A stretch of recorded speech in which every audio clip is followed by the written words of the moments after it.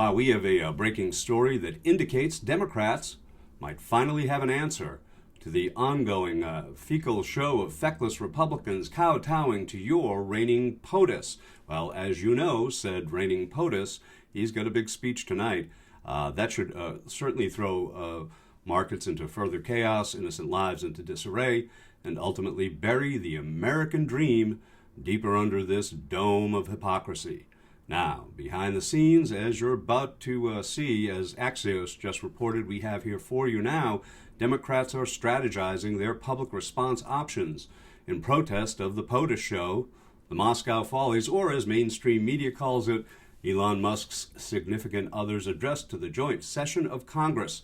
Now, at the head of that hierarchy of sycophants is Pipsqueaker of the House, Mike Johnson, who took to the airwaves just this weekend to express his thoughts about decorum and disruption in the chamber tonight. President Trump is set to speak in the front of a joint session of Congress Tuesday night, marking his first major address since his return to the White House. Joining me now with the preview is the man himself who extended the invitation to the president, the Speaker of the House, Louisiana Congressman Mike Johnson. Mr. Speaker, it's great to have you this morning. Thanks so much for being here. Hey, Maria, always great to be with you. Thanks for having me. Before we get to your big victory of the week and the reconciliation package that passed last week in the House, give us your sense of what to expect on Tuesday night. Well, fireworks, in a great way. President Trump is coming in a triumphant return to Congress to address us as the president once again. And in the first month of office, he has accomplished so much that it could fill 3 hours. I suspect he'll speak in a shorter time frame than that. But, Maria, there's so much to relay. Normally, at this point in a president's term, a new president's term, they would not deliver a State of the Union. It would be just simply a joint address as it's entitled. But in this case, it actually will be more like a State of the Union address because President Trump has such a long series of victories, things that he has done, promises he has kept, and it is putting America back on a strong footing, and we can't wait to welcome him back to the chamber. And Tuesday night, we'll see you standing right behind the president, along with the vice president next to you. Are you expecting the Democrats to put on some kind of a resistance show on Tuesday night? Boy, I hope not. I hope they respect the decorum of the institution. It's really important. Everybody remembers when Nancy Pelosi ripped up his State of the Union speech right behind him. It was just disgusting. It's a bad showing on the world stage. We should respect the president. Everyone should stand and give him an ovation for what he's been able to accomplish in the first few weeks. It's incredible what the new Trump administration is doing. And it's good for all Americans, and everyone will see that very soon. Respect the decorum of the institution, saith the Speaker. Well, he's said that before, and those flaccid words carried no weight with his own cult back when former President Biden delivered his State of the Union.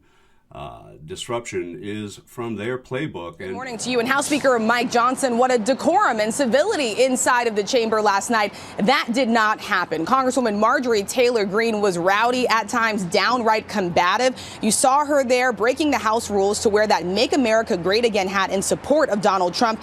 She repeatedly booed the president, called him a liar. In the back of the chamber, we spotted Congressman Troy Nehls standing up wearing a shirt with Trump's mugshot on it. And then a bizarre turn of events, George Santos showed up. Even though he was expelled, he technically is still allowed inside of the House chamber as a former member who has not been convicted of a crime. And so it picks up again tonight. And according to this breaking story here right now from Axios, Democratic lawmakers are discussing a litany of options to protest at President Trump's speech to Congress on Tuesday tonight, including through outright disruption. A half a dozen Democrats told Axios. Why it matters? Some of these tactics go beyond their leader's recommendation that members bring guests hurt by Trump and Doge. This sets up a potential clash between party traditionalists and its more combative anti-Trump wing. The part that we all agree on, that this is not business as usual. We would like to find a way productively to express our outrage, one Democrat told Axios. There is widespread disagreement among Democrats, both inside and outside of Congress, over what would be the most appropriate and effective form of demonstration. What we're hearing, some members have told colleagues that they may walk out of the chamber when Trump says specific lines they find objectionable, lawmakers told Axios. Criticism of transgender kids was brought up as a line in the sand that could trigger members to storm out. according to a House Democrat. A wide array of props, including noisemakers, has also been floated. Signs with anti-Trump or anti-Doge messages, just as Representative Rashida Tlaib held up a sign during Israeli Prime Minister Benjamin Netanyahu's speech last year that said, "War criminal." Eggs or empty egg cartons to highlight how inflation is driving up the price of eggs. Well, there's an idea. Pocket constitutions to make the case that Trump has been violating the Constitution by shutting down congressionally authorized agencies. Hand clappers, red cards like those held up to express disagreement at town halls, and various other props have also been discussed. The intrigue of the closed-door meetings, and on the House floor Monday, lawmakers were specifically discouraged from using props, two House Democrats told Axios. These tactics are also a source of considerable internal debate among House Democratic rank and file, in part based on what they've heard back in their districts. There are definitely a lot of constituents that really want Democrats to disrupt, and there are constituents who feel that just plays into his hands, one House Democrat said.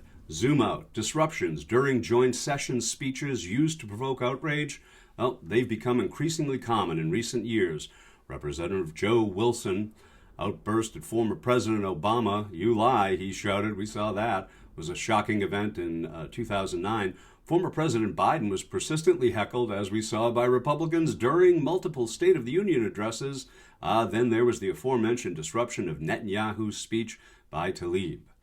Zoom in. Some of the groups of Democrats plan to mount more traditional protests through the use of color coordination in their wardrobe choices. Pink, the Democrats' Women's Caucus, wants all their members to wear pink in a unified display of defiance to a president many of them despise. Black female members of the Congressional Black Caucus have separately discussed donning black to more accurately capture the party's somber mood. Blue and yellow, well, Ukraine Caucus co-chair Marcy Kaptur will distribute ties and scarves with the colors of Ukraine's flag to signal support for Vladimir Zelensky. Others plan to sit stone-faced and refuse to clap during the entire speech, another time-honored tactic for opposition party members to silently protest the president. What they're saying, well, House Minority Leader Hakeem Jeffries, he wrote in a letter to House Democrats that he and other leaders plan to attend the speech to make clear to the nation that there is a strong opposition party ready, willing, and able to serve as a check and balance. Jeffries also said leadership understands if some members skip the speech, as several have said they plan to do, but urged a strong, determined, and dignified Democratic presence in the chamber.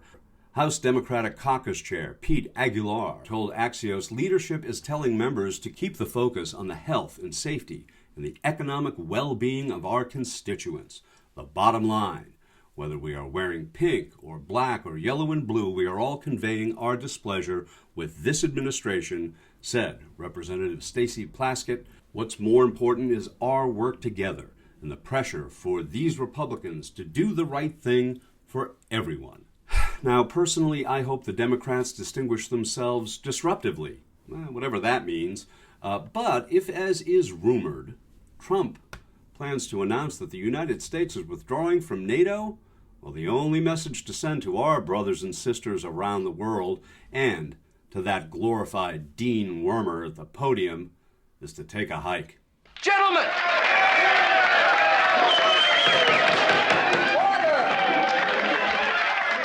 You're not walking out on this one, mister. You're finished. No more Delta. You bought it this time, Buster. I'm calling your national office. I'm going to revoke your charter. And if you wise guys try one more thing, one more, I'm going to kick you out of this college. No more fun of any kind.